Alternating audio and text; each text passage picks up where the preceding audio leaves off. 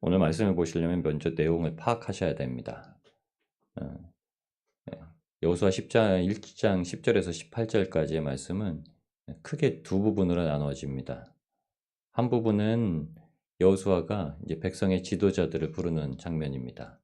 그리고 한 부분은 여호수아가 이미 요단 동편강, 동편 쪽에 예, 지역을 얻은 새 지파에 대해서 이제 부르는 장면이 나옵니다. 그게 루벤 지파, 갓 지파, 그 다음에 므낫세는 워낙 인구가 많아서 반만 그곳에 머무르게 됩니다. 이 사람들은 먼저 터전을 잡은 거예요.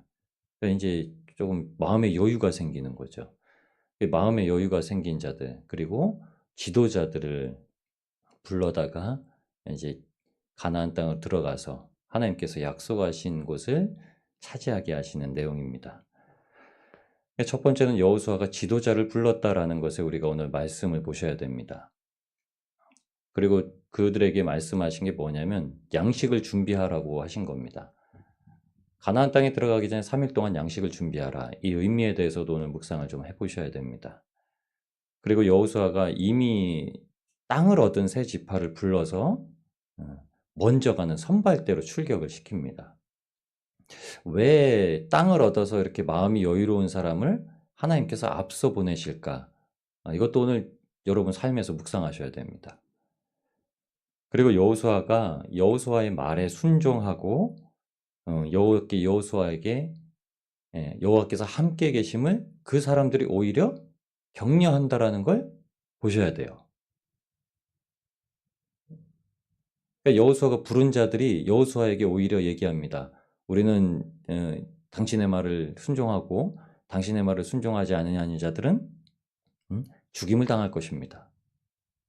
이게 어떻게 이런 이야기를 오히려 지금 최고 지도자였던 여호수아에게 말할 수 있는가를 내 삶에서 보셔야 됩니다. 이게 오늘 우리가 말씀을 받아들이는 키포인트입니다.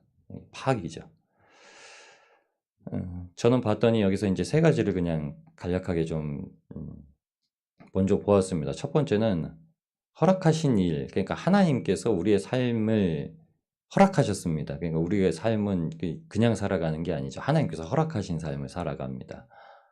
하나님께서 내 삶에 허락하신 걸 내가 살아가는지 아니면 하나님께서 허락하신 삶을 못 사는지 둘 중에 하나입니다. 이걸 우리는 성경에서 믿음을 가지고 순종을 하는가, 순종하지 못하는가 이렇게 나눌 수가 있습니다. 순종하면은 어떻게 삶이 이루어지고 순종하지 못하면 어떻게 삶이 이루어지는가 이걸 이제 보게 하시는 거죠. 여호수아는 여호수아 안에 있는 모든 내용이 이것에 갈립니다. 순종하는가 순종하지 아니하는가에 따라서 인생이 이제 굴곡을 겪게 되는 사건을 보여주십니다. 근데 이게 첫 번째부터 고백부터가 굉장히 중요하다라고 우리에게 말씀하시는 거죠. 허락하신 일을 하기 위해서는 3일 동안에 미리 준비하는 시간을 갖게 하신 것이 11절에 주신 말씀입니다. 두 번째는 먼저 안식을 누리는 자는 앞서서 행할 수 있는 자다라는 걸 이제 13절, 14절에 주시는 거예요. 안식을 누리다. 인생에서 안식을 누리다. 마음의 평강을 누리다. 마음의 평안을 누리다. 마음이 요동치고 있는가? 마음이 평안을 누리는가? 그럼 하나님께서 지금 그 인생을 쓰실 수 있는 인생인가? 아니면 그 인생을 쓰실 수 없는 인생인가를 거기서 이제 시작된다라는 걸 이제 우리에게 보여주시는 거죠. 그리고 세 번째, 안식을 누리는 자는 순종하는 자. 안식을 누리는 자는 순종할 수 있다라는 거예요. 어떤 말이 들려지면 그 말씀에 이제 순종할 수 있다라는 겁니다. 순종할 수 있다라는 건 타인을 위로할 수 있다라는 거예요. 순종하지 못하는 근본적인 원인은 세상적인 표현으로는 자격지심, 그러니까 자존감이 높아진 상태가 아니거나 하나님의 말씀에 순종하지 못하는 이유는 여전히 내 안에 가지고 있는 내가 가지고 있는 생각들이 너무나 많이 있다라는 것입니다.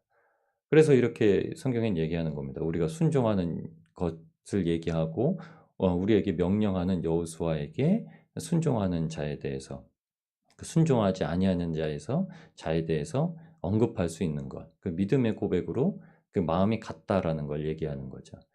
이걸 그냥 온 이스라엘 백성 장정만 60만인 사람들에게 얘기한 게 아니라요.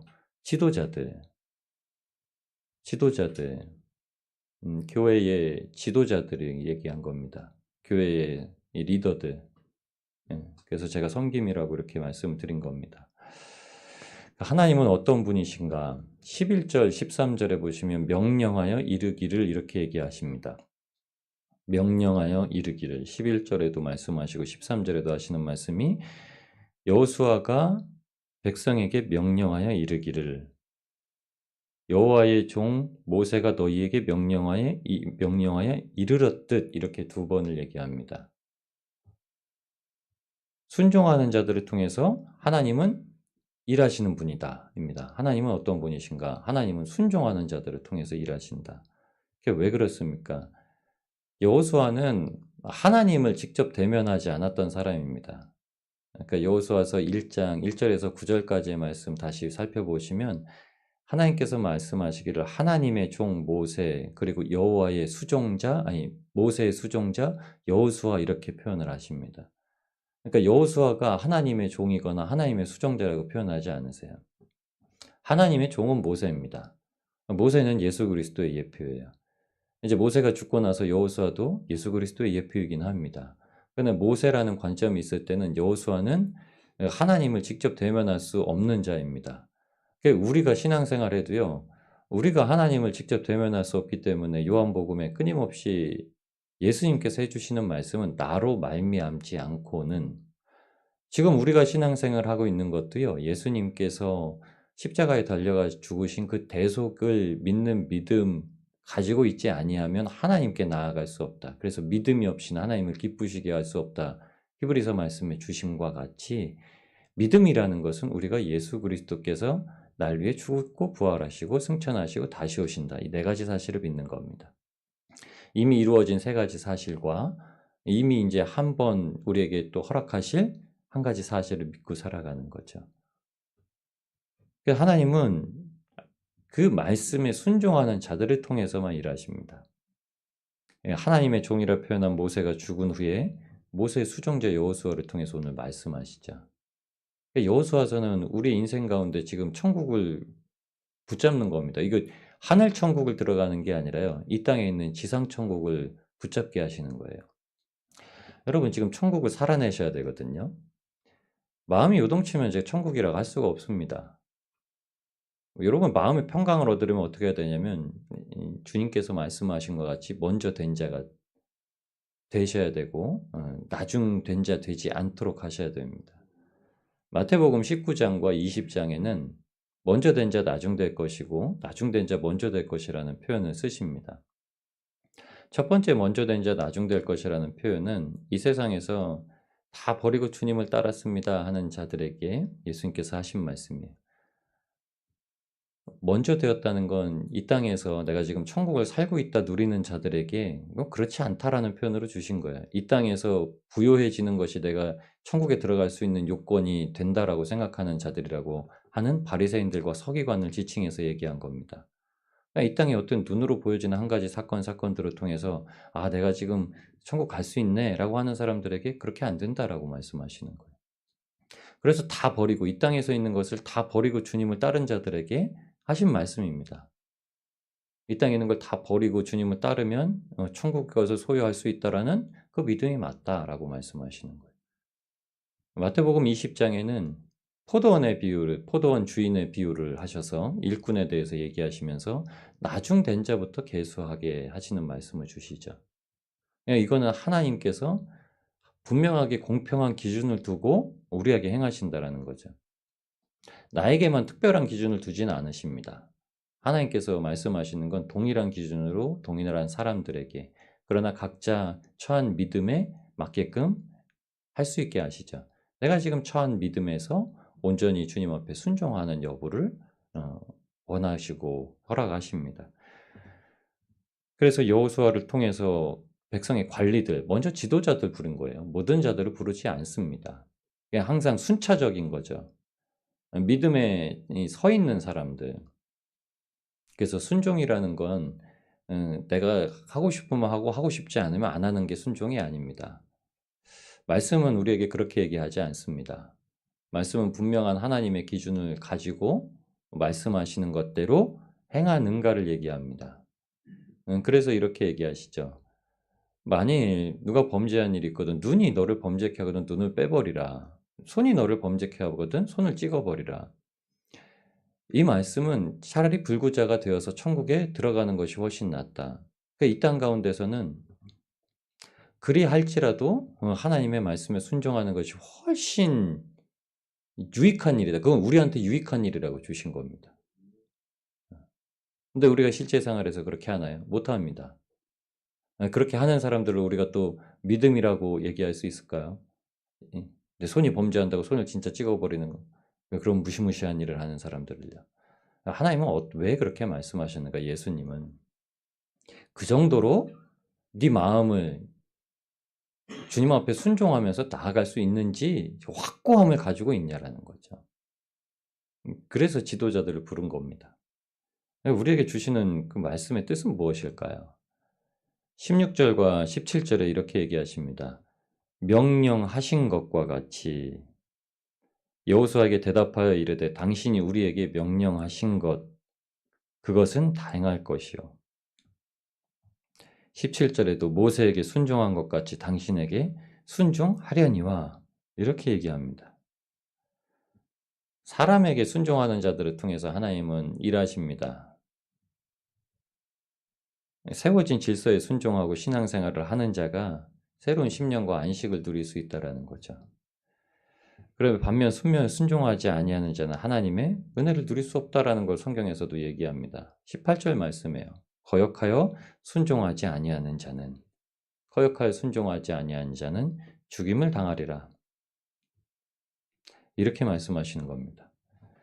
여러분 우리가 하나님의 말씀을 특별히 순종한다라는 건 우리의 공로 없음을 가지고 주님 앞에 나아간다는 거예요.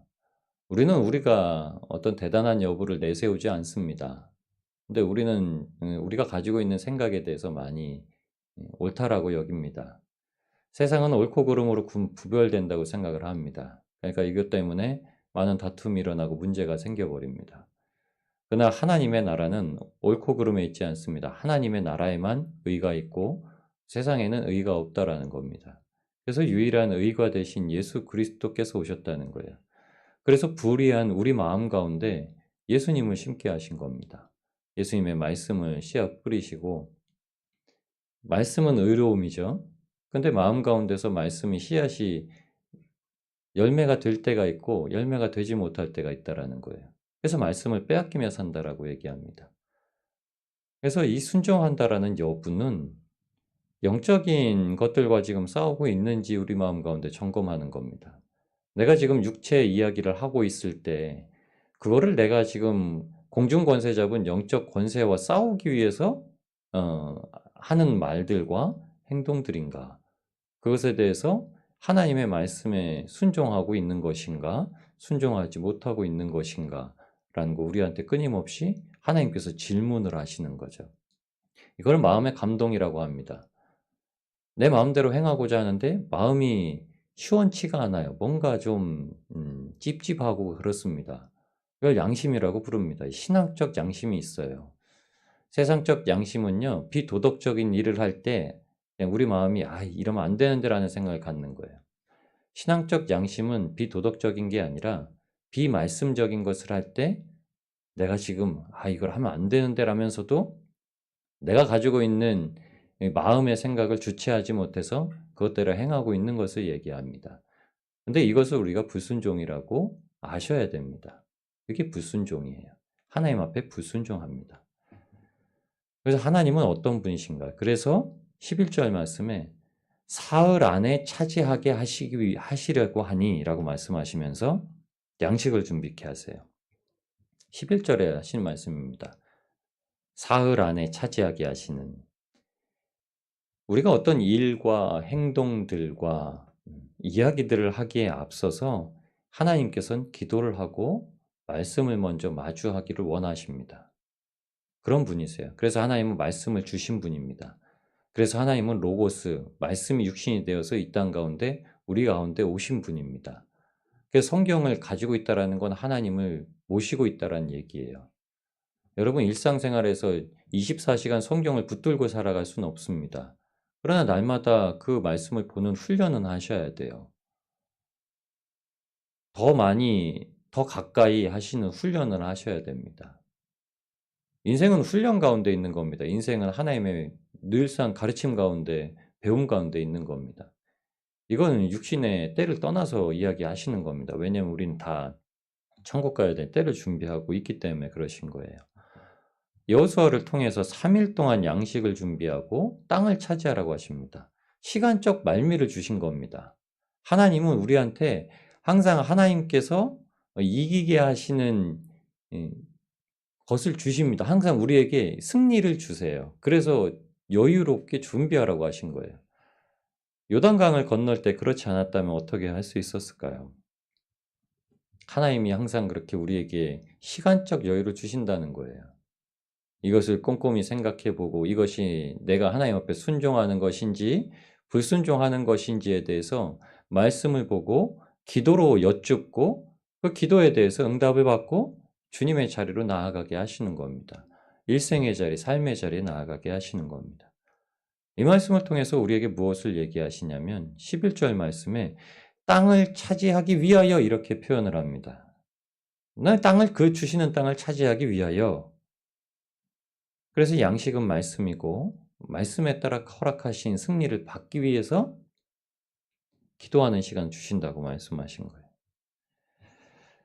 성경에는 인생의 두 번의 때를 얘기해 주시는데 첫 번째는 출애굽 때고 두 번째는 요단강 때입니다. 지금 여호수아를 통해서 넘어가는 게 요단강 때예요. 첫 번째가 출애굽해서 홍해를 마주한 사건이고요. 출애굽 때는 시간이 없습니다. 여러분 우리가 구원받았을 때는 우리가 무엇을 할 수 있다라는 게 아무것도 없었습니다. 우리가 말씀을 볼 수도 없었고요. 우리가 기도할 수도 없습니다. 우리가 아이고 내가 세상에서 죽었네 하면서 내가 말씀 보고 살아야지, 내가 기도하면서 살아야지 이렇게 하지 않습니다. 그래서 하나님께서 아무것도 모르는 저희를 불러다가 그냥 생명의 자리에 두신 거예요. 출애굽기 12장 39절에 그걸 이렇게 표현합니다. 그들이 애굽으로부터 가지고 나온 발교되지 못한 반죽으로. 출애굽 때 하나님께서 갑자기 나가라고 해요. 준비하고 있으라고 그래요. 그리고서 어린 양을 잡아먹고 이 사망의 천사가 한 바퀴 애굽을 싹 돌고 난 이후에 장자가 더 죽고 나서 이스라엘 백성들에게 나가라 하니까는 이스라엘 백성들이 갑자기 광야로 나가야 되니까 뭘 하죠? 반죽거리를 준비해놨는데 그게 미처 부풀기 전에 그거를 들쳐매고서 막 나갑니다. 화덕 옆에다가 따뜻하게 발효를 시켜야 되는데 그거 할 새도 없이 그걸 짊어지고 나가요. 그때는 그래서 무교병을 먹습니다. 발효되지 못해가지고 아주 딱딱하고 하나도 맛이 없는 그런 빵을 구워 먹게 돼요. 그게 무교병의 사건을 주신 거예요. 그래서 그걸 절기 때만 특별하게 먹습니다. 다른 날은 먹지 않아요. 기억할 때만 먹죠. 근데 오늘은 그 양식을 미리 준비하래요. 빵 반죽을 발효시켜서 준비하고 이렇게 나가라고 합니다. 애굽에서는 쫓겨납니다. 세상에서는 쫓겨나요. 하나님께서 우리를 건지신 사건은 우리가 세상에서 쫓겨난 사람들, 세상처럼 살다가 세상처럼 살지 않으니까 세상에서 쫓겨난 사람들 이렇게 얘기합니다. 세상처럼 생각하지 아니하고 세상처럼 행동하지 아니해서 세상에서 쫓겨난. 그러니까 세상 사람들이 바라보면 교회 다니는 사람들은 원래는요 달라야 돼요. 근데 우리는 이렇게 말합니다. 교회 다니는 사람인데 그래요. 이렇게 말을 해요.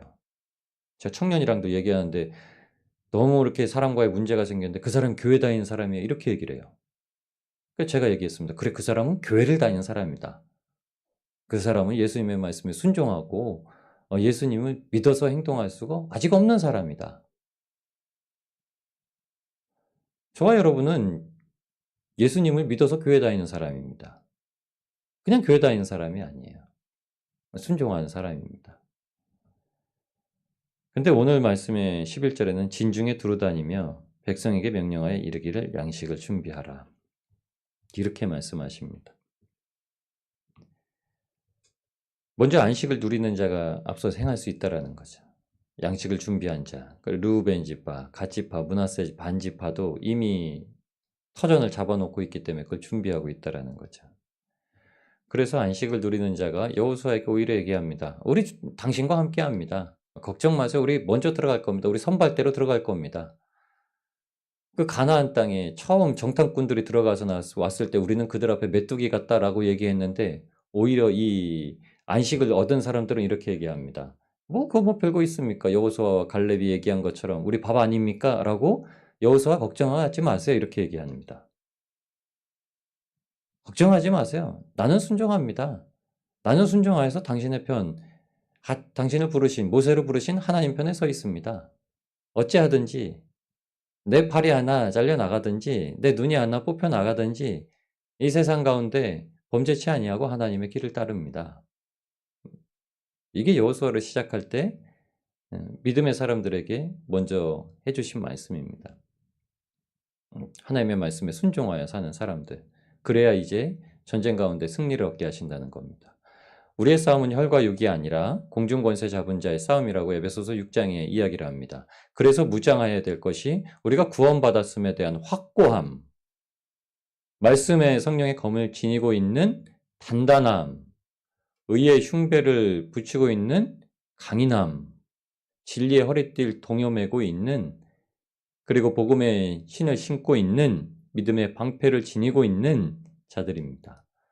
하나님께서 이제 새로운 한 해를 맞아서 시작하게 될 때 우리가 믿음이라는 것을 하나님 앞에 순종하는 것과 결부시켜서 하나님께서 우리에게 말씀하시는 것을 들려주실 때마다 오직 그 말씀대로 천국을 향하는 삶을 살아갈 수 있도록 하나님의 말씀과 기도를 붙잡고 그리고 안식을 누리면서 하나님의 말씀에 순종하여 나아가시는 복된 저와 여러분이 되시길 우리를 구원하신 예수님의 이름으로 축원합니다.